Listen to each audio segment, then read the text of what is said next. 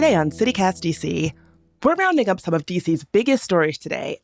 After months of speculation, the campaign of 88-year-old Eleanor Holmes Norton filed to terminate her re-election efforts. And for the last week, 40 million gallons of raw sewage a day has spilled into the Potomac. Gross. Finally, we're sharing some of our best stories from DC's very snowy, sleety, icy storm. I'm joined by my CityCast DC colleague, Julia Caron, and NBC4's Mark Seagraves.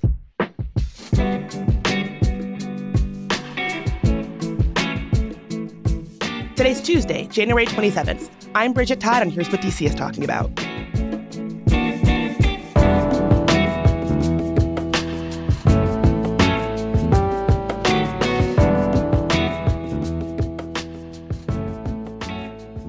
Julia, Mark, thank you for being here on this frosty, snowy DC morning. I wonder if you can hear my teeth chattering while I'm talking during this entire roundup, guys. It's so cold. It's only going to get colder. So I've heard. So while some of us were sledding and enjoying the snow, we did get some kind of major DC news, which is that Eleanor Holmes Norton's campaign filed to terminate her re-election campaign. I was reading into this. I found it a little bit hard to follow, but basically it sounds to me that she needed to declare these documents by Friday in order to have her campaign continue. Instead, she just yanked them. And on top of that, hasn't really been doing a ton of real meaningful fundraising, like maybe $5,000 here or there.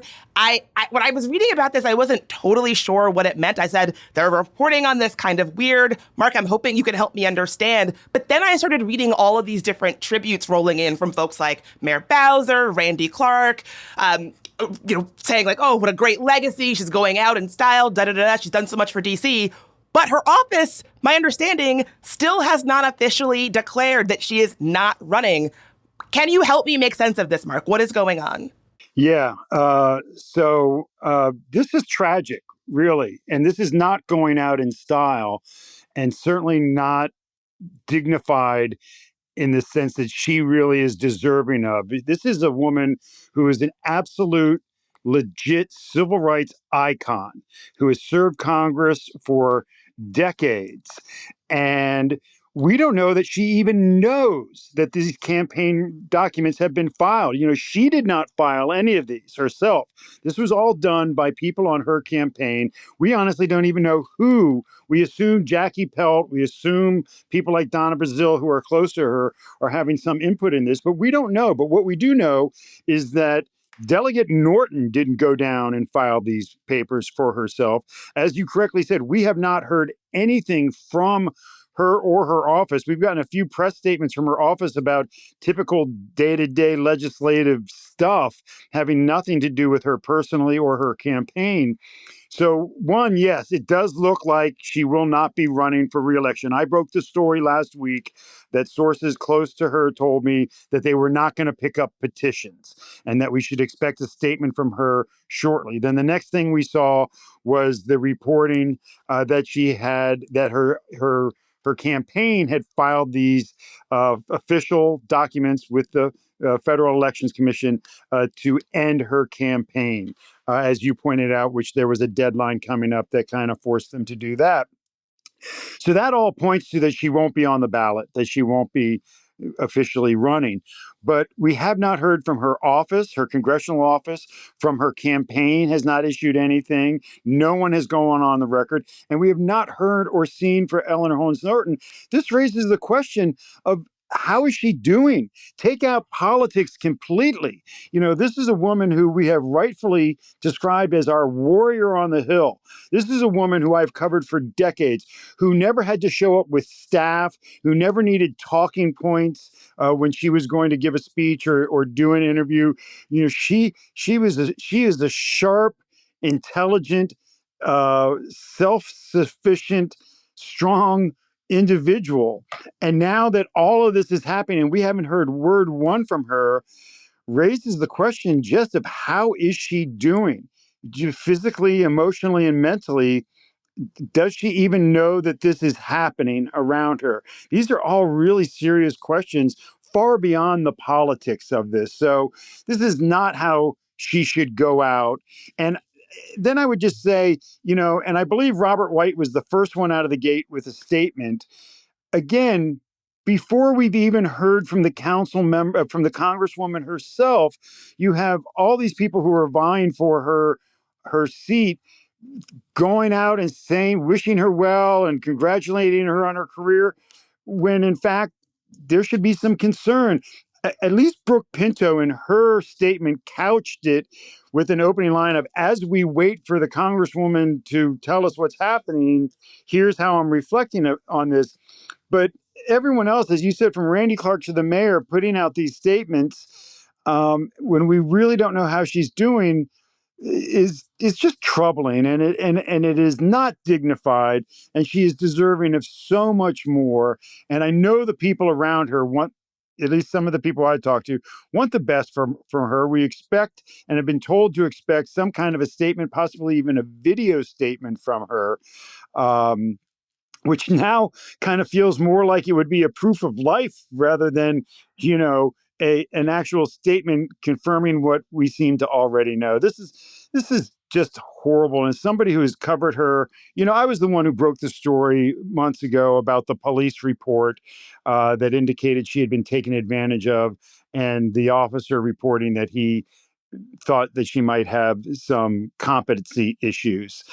And that was heartbreaking for me to report and to make those calls to her staff and ask about this. So this is not how someone of her stature should be ending their career. It's heartbreaking. I'm really glad that you framed it that way. We did an episode over the summer basically about reporting about her mental fitness and her mental and physical acumen for the job, especially in the moment that DC had over the summer, which was, we all know, was a tough one. Yeah, this was with Alan. You should go listen to that episode if you haven't. It kind of sets this up really well.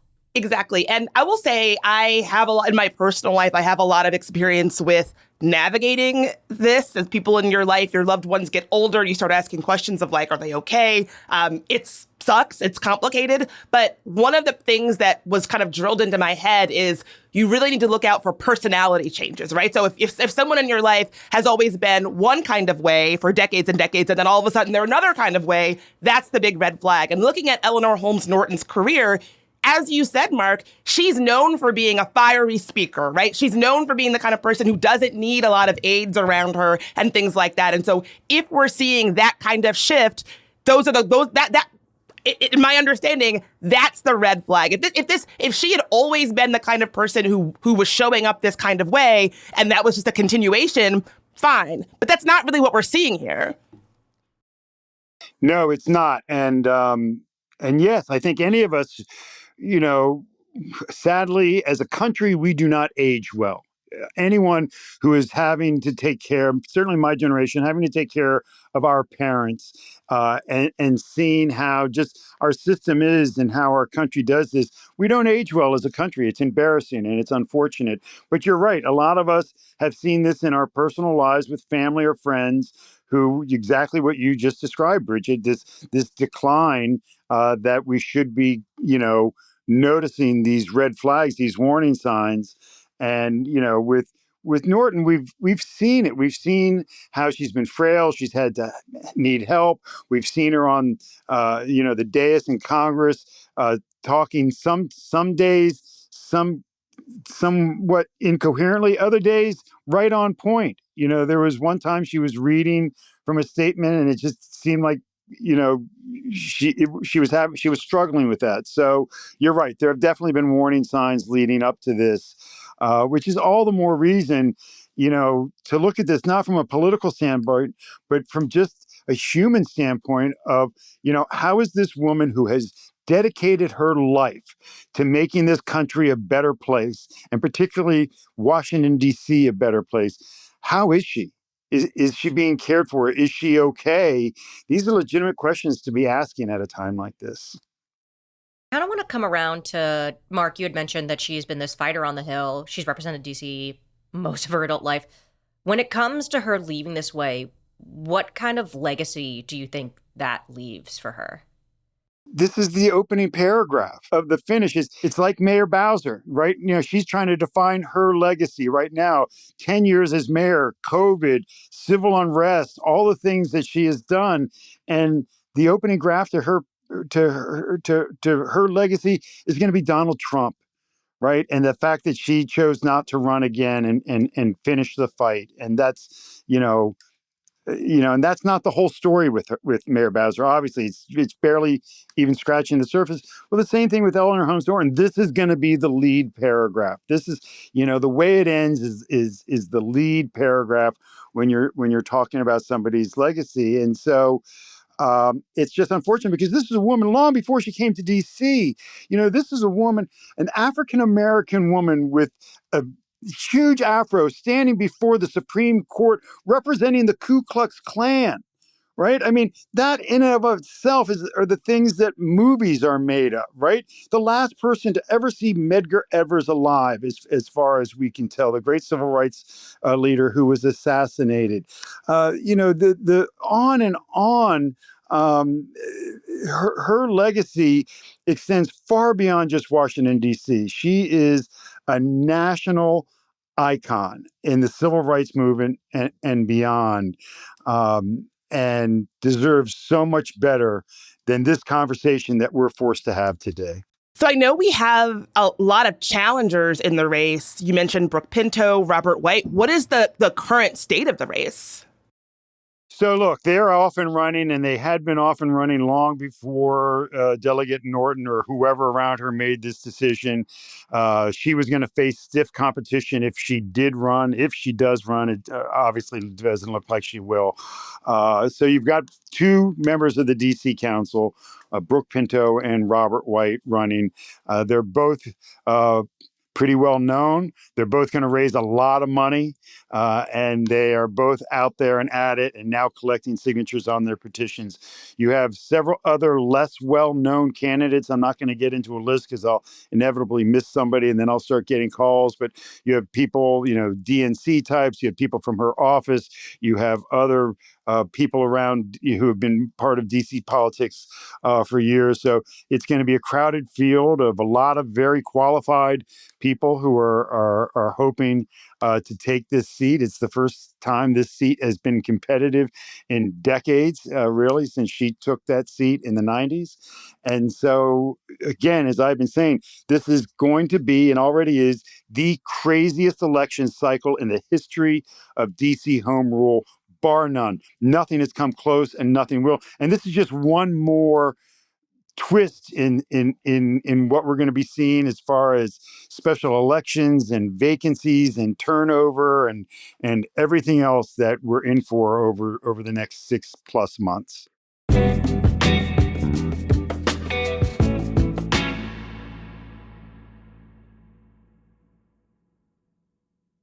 Let's talk about another crappy situation, Mark, that I know that you spent a lot of time thinking about and talking about the last few days.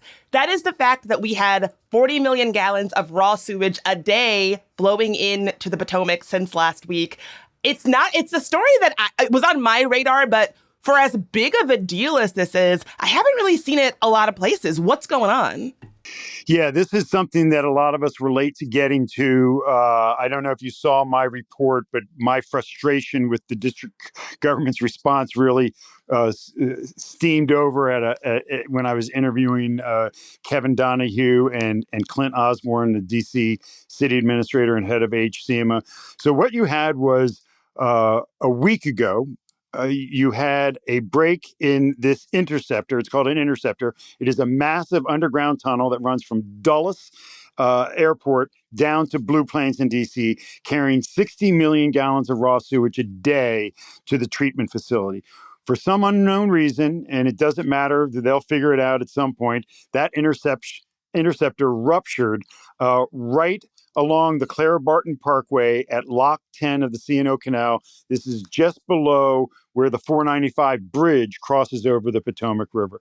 So on Monday, they noticed this raw sewage spewing out. It was coming out in we've seen the videos, like a geyser coming out. It filled this dry creek bed that runs along parallel to the C&O Canal down to a tunnel that goes under the canal, and it just made its way right into the river.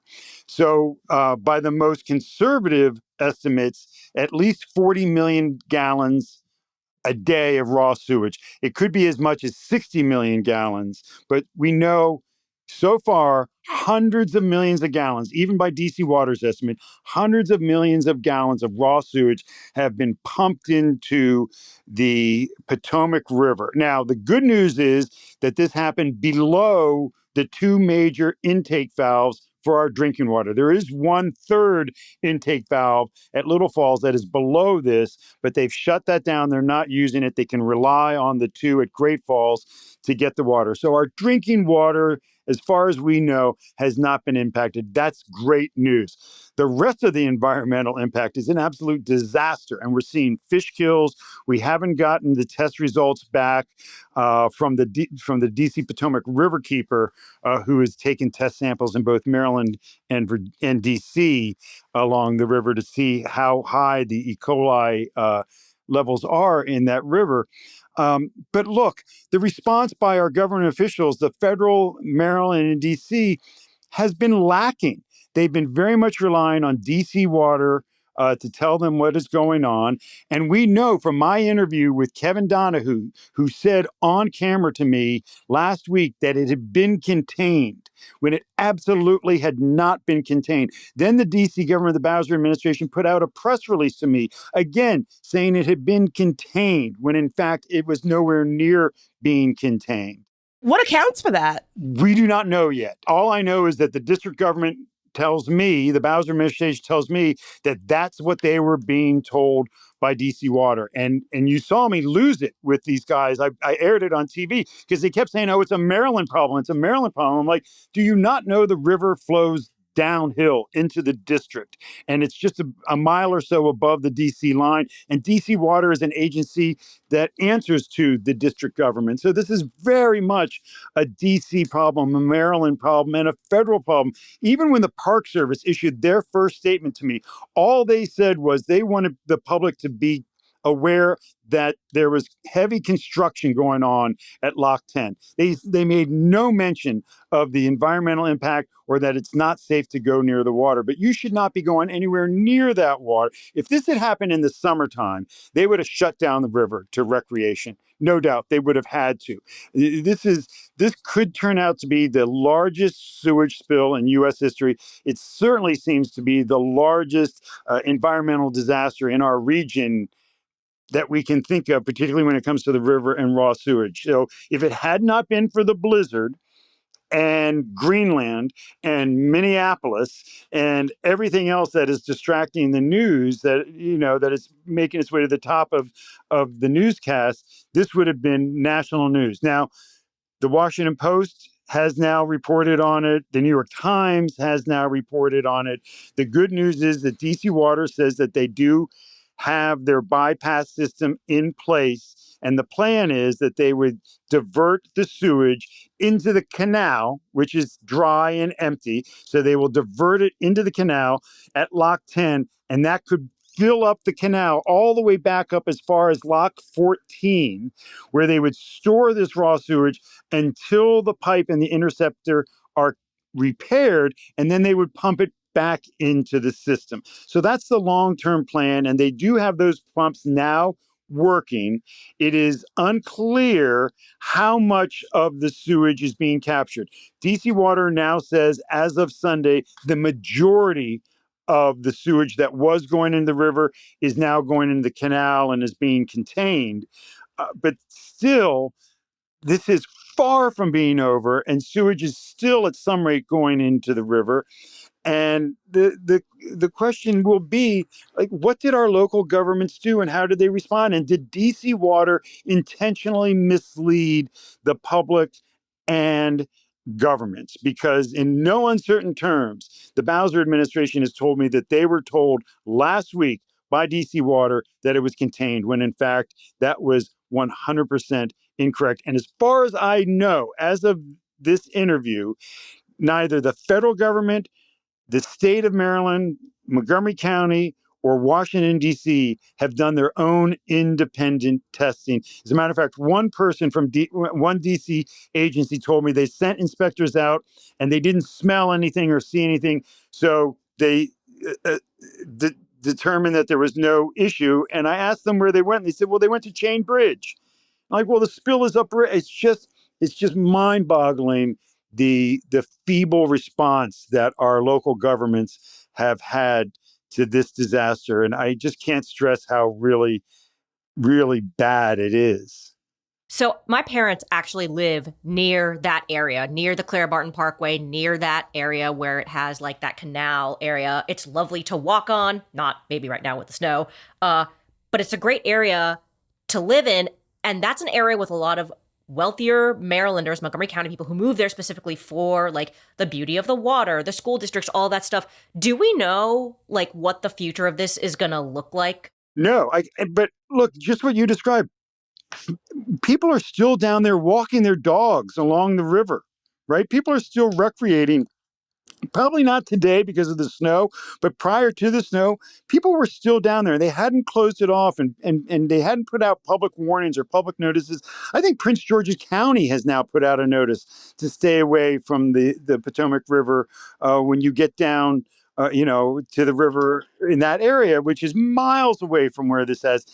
Washington, D.C. still hasn't put out any kind of notice to people to stay away from the water. So we do not know how long it's going to take, but when you go down to the site, it is a massive undertaking. I will say DC Water certainly is not turned their backs on this. DC Water is working around the clock in frigid conditions to get this corrected. So there's no doubt that DC Water is throwing everything at it that they can to try to fix this as quickly as possible and mitigate the damage to the environment.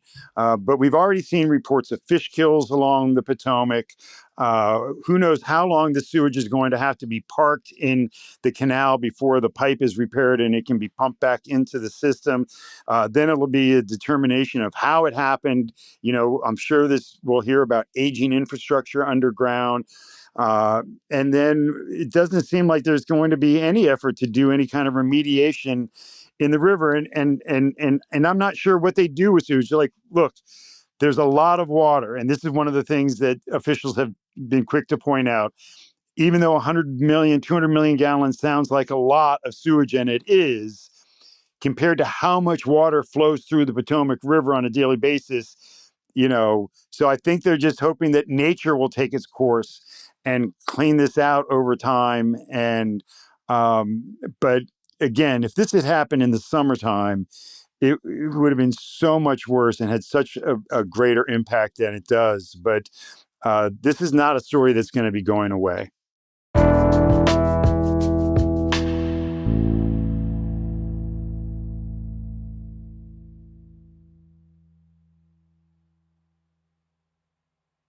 Let's talk about the weather this over the weekend because DC got slammed with 5+ inches of snow and lots of sleet and ice. I was out in it, and the shift from lovely flurries to my face is being pelted with little hard bits of frozen water was a distinct one. Yeah, no, that definitely happened around, God, like 1-ish, 2-ish. I was out with my dog, Sandy, who is part Norwegian elk hound. So she was thriving. She was living her best life. She was frolicking. She was laying down. The neighbors didn't call us out. I don't know. There's like videos of people calling neighbors who have Siberian Huskies. And it's like, no, they were built for this.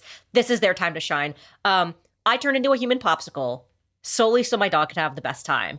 But yes, this morning when I woke up, the ice, it was bad. I should have worn my ice hockey skates out to clean my driveway because I could not walk. It was a nightmare. Mark, are you much of a snow guy? I hate winter. I hate cold. But I will say, if it's going to be cold, I want snow. As a reporter, I hate it because there's nothing worse as a TV reporter that I've been doing for the past 24 hours than standing out in the snow, stating the obvious. It is just a ridiculous exercise. But it is what we do in these circumstances. So I love the snow. I do not like this ice. This is really, really dangerous. It's going to be with us for a long, for probably the rest of the week, and we're going to see more snow over the weekend possibly. So this is not going to melt. So what this is really going to be a problem for are going to be senior citizens, young people, people who need to get out to walk their dogs, get their children some recreation. And, it's your responsibility in DC as a business or a property owner to clear your sidewalks and clear your alleys. DC doesn't clear the alleys. So what's this going to do to trash collection in the alleys as we go forward? This is going to have some ripple effects in DC for weeks. While the major roads may be clear, side streets are still not in good shape. But, people won't be able to go out and clear that ice off their sidewalks. It's not the same as going out there with a shovel and clearing your snow. This ice is a fierce competitor, and it's going to be hard for people to get around, and it's going to be with us. So we're gonna, you're going to see emergency rooms filling up with slip and falls and twisted and broken ankles and arms, and people struggling to clear their sidewalks and steps. Check on your neighbors. We say it all the time, but man, check on your family, check on your neighbors, particularly the elderly, because just because the precipitation is stopped, this is going to be with us for some time, not just in DC, but throughout the region. Even down here in Calvert County, where I was covering, where they did, I will say, a great job of clearing the roads. Really great. They didn't get as much snow as DC got, but the roads are very clear today. But the ice is just still, dominating here. And if you didn't get it cleared off, it's there, and it's going to take a pickaxe to clear it off. So this is a storm unlike anything that we've had in recent memory. And in some ways a lot worse than things like Snowmageddon, which dumped a ton of snow on us. But as one official told me with the Maryland Department of Transportation, we can push snow all night long. That's not a problem. Ice, because, salt becomes ineffective on roadways below 20 degrees. And so that's when you have to see the chemicals like either brine, beet juice, liquid magnesium. These are the things they start using when it gets below 20 degrees. So that's what you'll see out on the roadways now. But the sidewalks and alleys in DC, DC is an alley-dependent jurisdiction, both for parking, transportation, and trash collection. So there's a lot of moving parts still for DC. I appreciate you giving that context about the ice. I went out to go sledding down on Piney Branch before things had really iced up. And so I walked from my apartment to do that. Let me tell you, it really separates the good property owners from the people who have no business owning property. Tell. Like, I was like, oh, look who can't be bothered. Look who can't be bothered. Look who can't be bothered. It really tells you a lot about who you live near. I guess I'll just put it that way. Can I also just say that if you're like a younger person and you have older neighbors who like maybe can't shovel that snow, like be a good citizen. Get that shovel, put that work in. Instead of going to the gym, huck some ice, get that pickaxe. Yes, you're going to sweat. Yes, it's going to be hard. You might eat it a little bit, but like please do it for your neighbors. It's actually like very important if people can't physically do it. Julia, on behalf of all senior citizens, I'd just like to say thank you, and I will look forward to you coming over to my house to shovel my. I will say one of the. I gotta get out of my alley first, Mark. One of my biggest regrets of I bought a house in DC that had an alley, and I was on a corner, so I had twice as much sidewalk as everybody else in my neighborhood to clear, because I had two sides of street and I had an alley to clear. And I remember years ago when they were going to put a new sidewalk down Arizona Avenue above MacArthur Boulevard, and a lot of the neighbors were complaining about it. I had one neighbor who I interviewed who was very honest. He didn't want a sidewalk in front of his house because he knew he would have to shovel it when it snowed, and he did not want to have to deal with that. Listen, Mark, I'll come out to you, but I got to get my car out of my alley. And as you just stated, that will be a big endeavor. Good luck with that. Julia, Mark, I'll let you all make arrangements for Julia showing up at Mark's to shovel. Thanks so much for being here. Thanks, Bridget. Thanks for having me. And before we go, we have some of our neighborhood shout-outs from our CityCast DC neighbors. Riza L. wants to shout out the Safe Sister Circle for their work supporting Black women survivors of domestic violence and sexual abuse. Nick S. says Jubilee Housing Incorporated is doing a great job providing shelter and services for our neighbors in Adams Morgan. And Taylor C. loves Solid State Books for their book selection and their role as a community hub. She also sent us this pro tip. They sell coffee, and they even have a happy hour with a very nice beer selection. Thanks, Riza, Nick, and Taylor. And if you want to shout out your favorite local business or organization, just become a member. It's just $10 a month, and you get tons of great perks like ad-free listening and a weekly events newsletter, and so much more. Just go to membership.citycast.fm.